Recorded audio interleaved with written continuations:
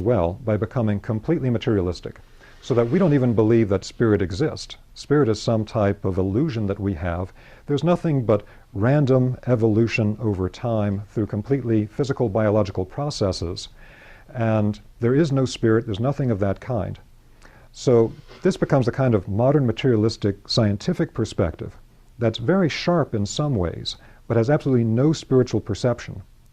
And so for complete materialists, they fall completely into this pillar.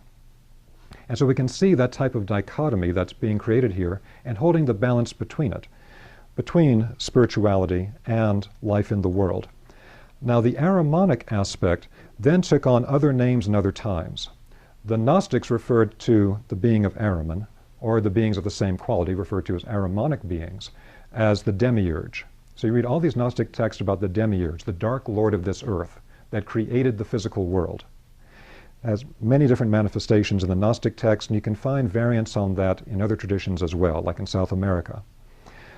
Then in Egypt, this polarity was referred to as Set, and Set was shown contrasted with Horus, and actually there would be an empowerment of the pharaoh by both Horus and Set when the pharaoh would take the throne.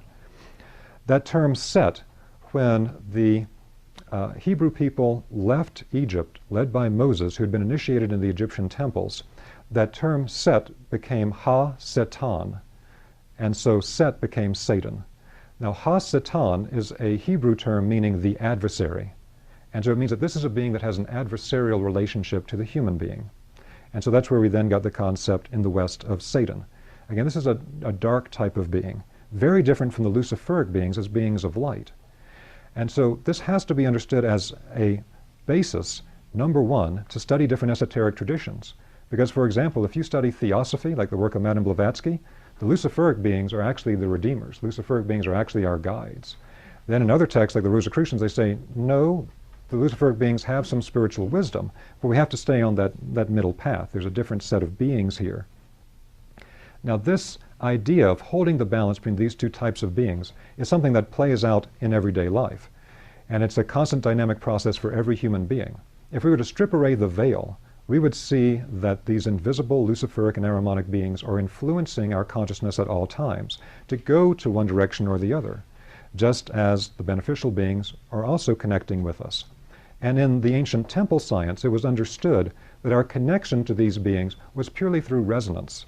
When we think in a particular manner, when we feel in a particular manner, all of our thoughts, all of our feelings, all of our internal states have an energetic quality to them, and they will resonate like an antenna with qualities of the exact same type in the other worlds. So if we have a very negative materialistic thought, that will resonate us with the more Ahrimanic beings. If we get a type of emotional striving to have only ecstatic process in our life and is completely spiritual without ever having to do the dishes or wash the car, then that will connect us more to the Luciferic types of beings. And then, of course, things that are more of a grounded nature to the central pillar. Now, one illustration I'd like to give of this, of how this same teaching appears in multiple places, is that in the teachings of esoteric Christianity, they have a really remarkable depiction of it. And that is, if you look at any pictures of the crucifixion of Christ from medieval times, they show Christ crucified between two thieves. So there's actually three crosses, and Christ is in the center. And the three crosses are actually three pillars. And there's three different beings on three pillars, with the Christ on the center. And then toward one side, on the pillar toward one side, is a thief that is shown on the paintings as inclining his head toward the Christ. And that's actually connected to the Luciferic beings. And that's demonstrated with that thief basically saying to the second thief that you and I deserve our fate, but this man is blameless. And he asks Christ to take him with him into his Father's kingdom. Christ replies, you will be with me in my Father's kingdom tonight. Because the Luciferic beings are not really opposed to the Christic forces and things in the way that the Ha-Satanic beings, the Ahrimanic beings are. So when you see these medieval depictions, Christ is on the center, one thief is there with his head inclined toward the Christ, and the other thief has his head turned away. And that's the one that is referred to in the Gospel of John as rebuking and reviling the Christ. And because the whole spiritual quality is different here. And that's again a direct depiction of three different types of spiritual beings that one interacts with.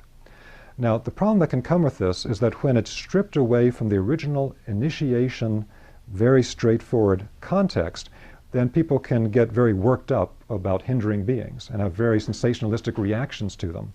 But it's something like if you were to be told that you have 10 billion germs on your skin right now, and you do, you have billions of germs on your skin right now, but if your biological landscape is healthy, it doesn't matter. You're going to be fine. So if you don't get all freaked out about it, it's just the way things are already working before you even knew about it. We're influenced by these types of beings all the time. We are like fish that live in an ocean that don't know there's any water. These beings are surrounding us all the time, and our boundaries are actually not solid. They move through us, our consciousness, our feeling life, all the time. So that's one of the first things that would be clarified on the Rosicrucian path, is understanding these different types of influences that we come into contact with all the time. Let me hold questions to the end, if I could, please. So the next thing we want to look at is the structure of the human being. And so the human being can be nothing other than a microcosm of the macrocosm. We hear that a lot in a really abstract way. But what it really means is that the human being has to be constructed out of the manifest levels of the Godhead spread throughout the universe that take on all these different planes that we hear about. So, for instance, there are different levels of a human being. In the esoteric tradition, we'll talk about a human physical body. That's related to the earth itself. It's what in India, in Sanskrit, they refer to as the sheath made of food. That's the literal name in Sanskrit for the physical body, the sheath made of food, because we take in physical substance, we put it into a field of force that is the outline of our body, and then it fills it out with physical substance. So the physical body is of the same nature as the earth. We draw the substance from the earth, we give it back at death. Then we have the level of life energy, that's called chi, ki, prana in the East, or the etheric in the West, from the Greek term for life energy. They have other names in the Hebrew Kabbalah related to concepts like ruach, etc. But basically it's pure life force. This is like the life energy of the Godhead moving through the world. We take a small detachment of that life energy and individualize it to become our life body during our incarnation. It's related to the element of water in physical elements. In the Egyptian mysteries, they have these beautiful depictions of a particular spiritual being that has a function that is represented by how it's shown as being a ram-headed god. All of these animal-headed gods in Egypt, the animal is related to the function of the being. And so this ram-headed god called Khnum in the Egyptian mysteries is working with a potter's wheel, and he's sculpting these energetic bodies for human beings that are about to incarnate. And so it's part of this concept. What we would call chi, ki, prana, the etheric, was related to the body of the Ka in ancient Egypt. Then we have our consciousness body, which includes both our emotional and mental function. Sometimes this is referred to generally as the astral, or sometimes it's broken down to being the emotional and mental body, which can also be referred to as the lower and upper astral. But there are all just various ways to break it apart. But essentially it's the consciousness field of God that we bring into ourselves as an individualized astral body. And that emotion and mind aspect is related to the element of air as another crystallization of the same force, but now into concrete physical matter outside of us. And then our self-awareness, our I am presence, is related to fire. This is what the Rosicrucians refer to as the ego with a capital E. But it's important to understand that when they say that, they don't mean the ego of psychology. It's not your little ego. This is your I am presence. This is your divine spark of being self-aware. So that's the whole thing through the Jewish Kabbalistic mysteries of the burning bush, I am, the 7 I am sayings of the Christ in the Gospel of John, etc. It's all about that development of pure self-awareness. Why would it be linked to fire? Because that's the pure spark of the fire, the flame from the ocean of fire of the Godhead that we have inside of us.